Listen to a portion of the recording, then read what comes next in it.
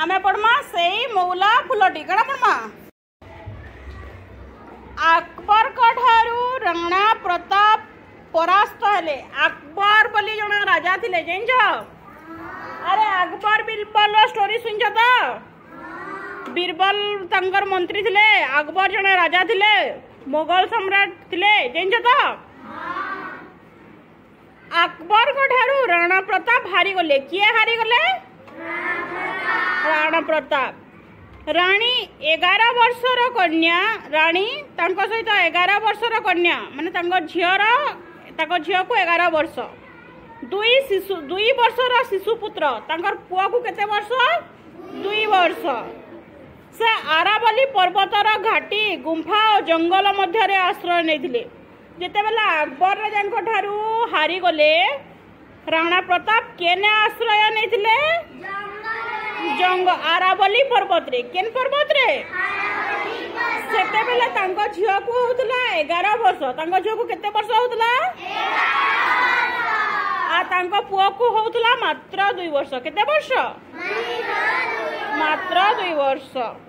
Jungler फल मूल घासर रुटी खाई अति कष्ट रे काल काटुथिले हला।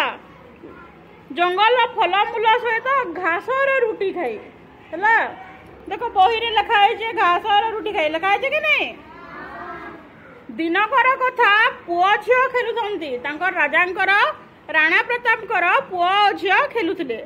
हठात झियर दृष्टि पड़िला बापांक उपरे। कहा उपरे?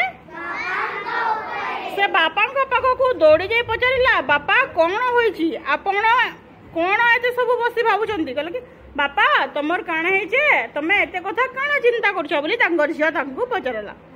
महाराणा कहिले झियो तते कौन तते कहिबी आज एठा को जने अतिथि आसीचंती किंतु मो हतभाग्य तांकू चर्चा करि पारु नै। अतिथि देवो भव आमे कहसु आम घर को जदि कुणिया आसले से भगवान को सहित समान। आमर हिंदू धर्म मान्यता अनुसार अतिथि देवो भव बोली कहा जायसी हैला। आम घर के आज जने कुणिया आसन हम तांको किछि चर्चा करि ना पारबार काना किछि देमी खाबार के काना नै एमी किछि जानि ना पारबार बोली कहसन। झिया कहला मो पाखरे रुटी अछि तो पाखरे रुटी अछि बोली पचराले। हाँ बापा काली राति रे आपण जो 2टा रुटी देइथिले मु ताकू खाई नै सान भाई पई रखिथिली किंतु से सोई पडिलानी आपण सही रुटी तांकू खाइबा को दियंतु। अतिथि परा भगवान से ता झियो पई थिबा रुटी से खाई न करी न खाई ता सान भाई पई रखि देथिला। तुम सान भाई भौणी मान को खाइबार को देस कि नै दब हला स्नेह करिवो। महाराणा निजर झियर सान भाई प्रति ममता और अतिथि प्रति एभली भावना देखी खुशी गले। जा हो मो झियो मन रे एतिकी भाई पई स्नेह श्रद्धा और अतिथि पई सम्मान अछि बोली से खुशी हे गले। से जाओ झियो पथर तले लुचाई रखिथिबा रुटी रे अतिथि को चर्चा होई गला। अतिथि चली गले। 2 दिन हला झियर पेट को दाना जाई न थाए से झाउली पड़िला। 2 दिन तमने खाइला तुमको केनता लागसी कि अथा लागसी दुर्बल लागसी कि नहीं? ठीक सेमिति महाराणा राणा प्रताप कर झियो को मध्य दुर्बल लागिला। गोड़ हाथ अवश्य होई गला तार गोड़ हाथ आ चलिला नहीं। कान मुंड झाई झाई डाकिला। देखो मुड़ा गुड़ा हाथ झिमझिम करे ना न खाइथिले ठीक सेमिति हैला।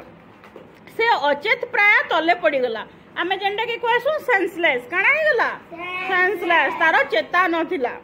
राणा प्रताप ताकू तोली नै कांदी कांदी कहले झियो तते आउ दुख देबी नै मु अकबर को पत्र लिखि तांकर अधीनता स्वीकार करबा को जणाई दउछि।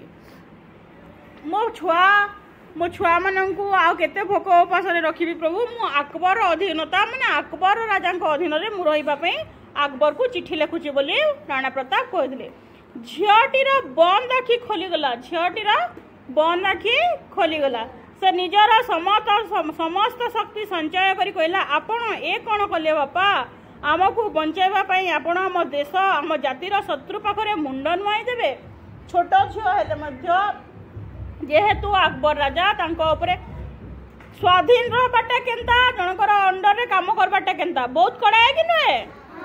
से कहला कि बापा तमे आमर मोर लगी खाली कि आम भाई भौणी लगी निजर जाति को आम देशवासी पाखे मिलुवा सम्मान को शत्रु आगे मुंडे दब बापा एमती करने बापा आपण को मो रण तुम कस ना कसम देश से भी ठीक से रण देला कहला कि बापा तुमको मो रण अकबर अधीनता स्वीकार करंतु नहीं अकबर पाखरे मुंड नुआंतु नहीं बोली कहला कौन कहला अकबर पाखरे मुंड नुआंतु नहीं आमे पोक माछी परी मरी जिबा पछे आम देश जाति को एते बड़ आघात देबा नहीं आमे देशर शत्रु हेबा नहीं बापा आमे निजे पछे पोक माछी परी मरी जिबा न खाई न पी भोक उपासरे किंतु देशर शत्रु हेबा नहीं एतिले तमे माने देशद्रोही काम केबे भी करिबो नहीं देशद्रोही कहा को कहा जाए देशद्रोही क्या कह जे देशर अमंगल चिंता करे जे देशर निज जिनिस को बाहर आगे प्रकाश करे से सब को कह जाए देशद्रोही एमती आम किसी भी काम करवा नहीं जो आम देशर टिके मात्र क्षति हेब से काम करवा नहीं तापर कहले महाराणा भो भो कांदिले झीर एमती गुरुत्वपूर्ण और महत्ववाणी शुणी महाराणा कहले माँ मु तो कथा रखिबी मु कथा दउछि आउ अधिक शुणा को जेमिति से प्रस्तुत नथिला ता आखि मुदी हो गला से सही पड़ा सबुदिन एतिकी कही महाराणा प्रताप को झी सबुदिन सही पड़ा माने से कौन है मृत्यु मुखरे पड़ा से मरीगला है महाराणा खूब जोर रे तार देहटा को हलाई दे चित्कार कर उठिले चंपा चंपा चंपा झीटीर ना कौन थिला चंपा ना जेते डाकिले भी से मौला फुलटी आ फुटबनी फुलटी बासी हो गले सतेज फुल परी देखा जाए कि मरी जाइतिबा मनीष को जेते डाकिले भी से चईब कि नहीं चंपा ए अनाहार मृत्यु नुहे देश जाति गोटे बलिदान चंपा देश जाति बलिदान देला एबे प्रश्न अकबर राजा किए परास्त होइतिले जोर रे कुआ राणा प्रताप तांकर पत्नी और पुत्र कन्या को नहीं केउ स्थान मानकर आश्रय नैथिले आरावली पर्वत रे कौन पर्वत रे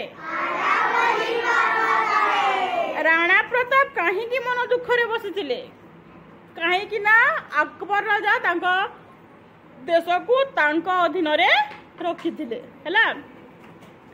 राणा प्रताप को मन सुखर कारण जानी मन दुखर कारण जापर झीटी कौन कहला मन सुखर नुहे दुखर है कौन कहला बापा मु रुटी रखी अतिथि को आम से रुटी दे अतिथि सत्कार करवा राणा प्रताप को झीर नाम कौन थिला चंपा खाद्य भाव जो शेष झीटीर कौन है मृत्यु मुखरे पड़ा तापर शून्यस्थान पूरण कर अच्छी देख 2 नंबर अच्छी 2 नंबर क अच्छी डैश को ठारू राणा प्रताप परास्त होइतिले अकबर राजा ठारू कहा ठारू राणा प्रताप पुअर बयस केते वर्ष थिला अतिथि परा कौन भगवान अतिथि परा 2 दिन है झीर डैश दाना जाई न थाए पेटरे तापर अच्छे संक्षिप्त टिप्पणी चंपा किए ता विषय लिखा चंपा होची महाराणा प्रताप झी चंपा अकबर किए अकबर होती जड़े मोगल सम्राट महाराणा प्रताप किए महाराणा प्रताप होती जड़े वीर राजा जड़े वीर बुझेला